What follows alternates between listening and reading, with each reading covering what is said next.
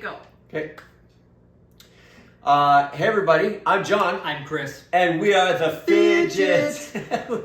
Hey, this is a shout out to Community Christian School because on Friday, April 26th, we're going to have the world's biggest mousetrap improv comedy fundraiser extravaganza. The world's biggest? World's biggest. That's pretty big. The record so far is 1,026 mousetraps sold. And we want to see if you guys can break that record and have 1,027. an amazing fundraiser. So we're excited about going to Community Christian School. I'm really excited about meeting my old friend, Rita Bergsma. I remember you talked about Yeah.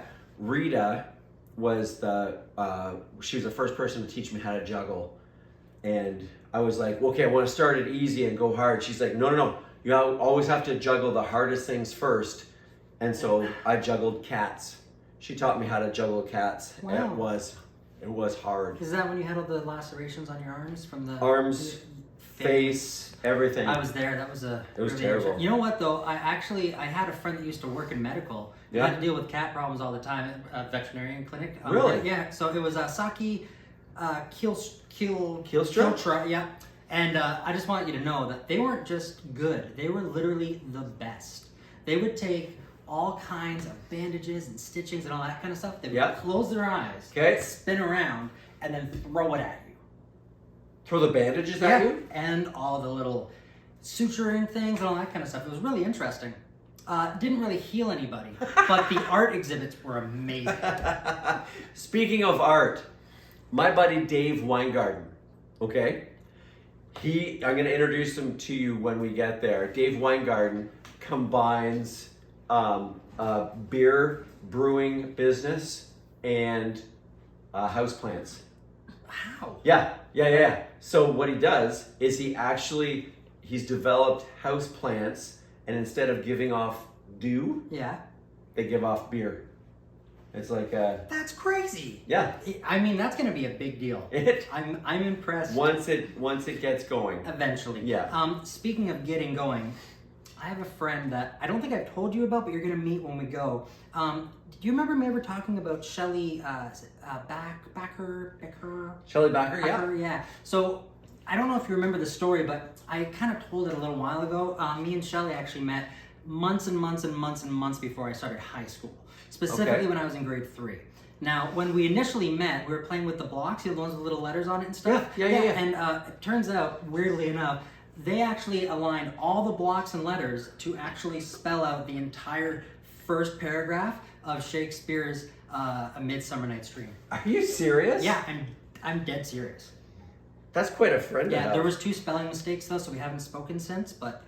You're really harsh with your friends. I am really harsh. Well, speaking of Shakespeare, now this is really going to be interesting to you. My friend Leshen Rabuli, okay, she invented what's called the Rabuli method for memorizing your lines. Really? Yeah, for memorizing your lines, especially for Shakespeare. What's the method? What she did is she took out all of the vowels and the letter H.